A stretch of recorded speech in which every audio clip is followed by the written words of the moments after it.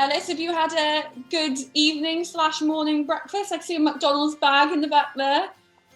Oh God, yeah, cover that. Bear with. We actually had Starbucks. That's just rubbish from last night. So today I wanted to talk to you guys about loneliness.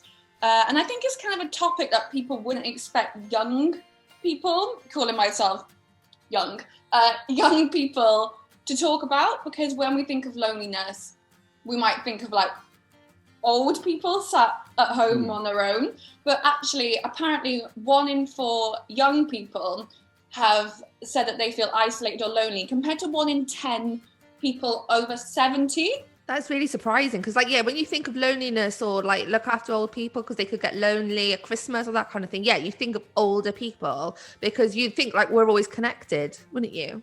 Yeah, absolutely. I get that because I feel older people, they physically don't have people there, so they can feel loneliness that way. But whereas we obviously will have a lot of people around us, but loneliness doesn't necessarily need to be that you don't have people around you. It's just a sense of feeling, if you get what I mean. My nan, she's 70 something. Her social life is so much better than mine because her and her friends will actually organised to go places and to do things and meet up for a coffee every week and stuff. Whereas I feel like young people, because we're always, and I know I am, on my phone and that, you almost feel like you don't have to meet up because you've talked through that, and that can get quite lonely when you live in a digital world. I do try and make an active effort to meet up with people. There's definitely some that I should have met up with ages ago, but it doesn't really cross your mind because you feel exactly like you've been connected because you've been having conversations, even though it's not in person, and you've been kept updated with their lives. So you're like, oh, okay, there's no need for a catch up just yet. A lot of people probably, especially with the situation now, if they weren't feeling lonely before, with everything going on now, they might be feeling lonely. Do you guys think that loneliness is something you've ever felt personally? I mean, I have definitely, at different various points in my life. Like when I first moved to uni a little bit, but more than anything, when I first moved to London, that's definitely been a moment for me because I moved down here before everyone had graduated. I went straight, literally, before I'd even finished my course, I came straight down here. Didn't really know anyone here, but I got offered a cool job and I needed the money. So I came here, didn't really have a friendship group, and for it took about a year really to settle in and start feeling at home and actually to have a network of people around me. And the first year was awful. A close friend of mine moved to Paris, her dream job. And she said she came back after 6 months because she was like, I'm so lonely. No, I can't, there's nobody I know outside of work. And I've got my dream job, but I hate it because it's all I've got. And then, she was like, oh, I feel like a failure for coming back. But we were all trying to say to her, no, you're not, because you gave it a go. And what you thought was your dream job didn't come with your dream lifestyle. And it, how often does it? And so I do think you can be in the busiest place in the world and still be really lonely. Just because those things are available to you doesn't mean you're out there Sex in the City, having cocktails every night, go for tapas with the girls all the time. It doesn't, life's not like that. 2 major factors that can kickstart loneliness is moving somewhere new, a new job, or going to uni, which is something that when I went to uni, I didn't know loads. I moved to Cardiff, but I didn't know loads of people. And it was something that I really struggled with, being thrown into a flat with 6 people you don't know and being right, you have to make this work somehow because otherwise you're going to be on your own. Ellis, you're at uni at the moment, so how was that for you? Well, I remember my first year, I think I was the same as what most people do, is that I imagine the expectations of university, and we got this idea of it's going out every night. As soon as you move into your flat, you make friends for life with the people I move into.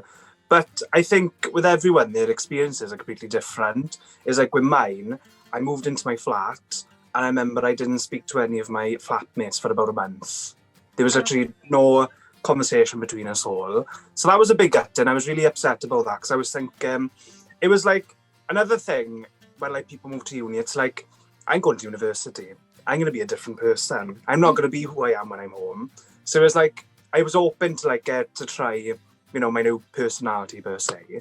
But it was didn't really happen. Going into like year 2 and year 3, I obviously made friends through the course and stuff like that. So I think that's the biggest thing about it, is that if you don't make friends in your flat, you obviously make it in your course, because that's the one thing they've all got in common is the course, you know? I read something recently, apparently 46% of young people said they find it difficult to make new friends, which is like, that's nearly half. I think people just see young people as people who are really confident, and especially what we put out on social media, and it's actually a lot of that is a mask, and to actually be in person and go up to someone new, I find that really, really scary. It's confident, isn't it? You can be confident on your own in your room when you're like making content and, you know, doing things like that. Like I, for instance, I can do singing videos at home, but I could never do it in front of other people. Is people are very kind of quick to blur the lines between it, and it's actually like, no, that's not how it is.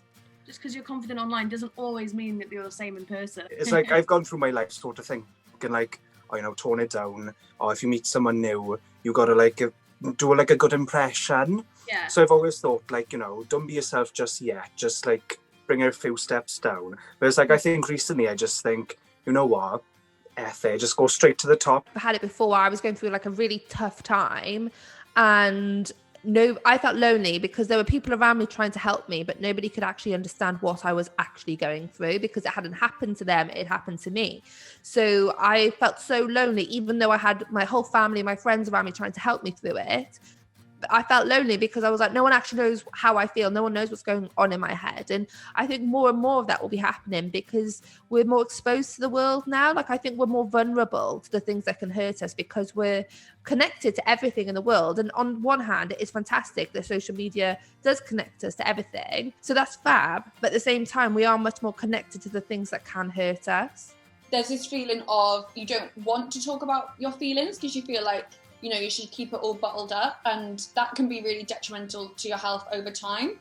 Just opening up, whether that's to my friend or, you know, whether that's online to followers or writing a blog, even if it's not, you know, face to face, that's something that I've found has really helped me with feeling lonely, is kind of just putting my feelings out there, and whether that's, you know, digital or in person, that's something that, again, can really help. And I think there's so many places out there and helplines out there and people you can speak to that I would encourage anyone who's feeling lonely to kind of reach out to them. And definitely, do it. Go and like use the things that are there. If they're available, do it, because honestly, like, don't feel like there's a stigma attached to it, because you'll be so much happier when you've done it. Well, mine's nearly finished now, so I'll have to top my coffee up, I think. I'll speak to you again soon. Take care. Bye. Ta-da!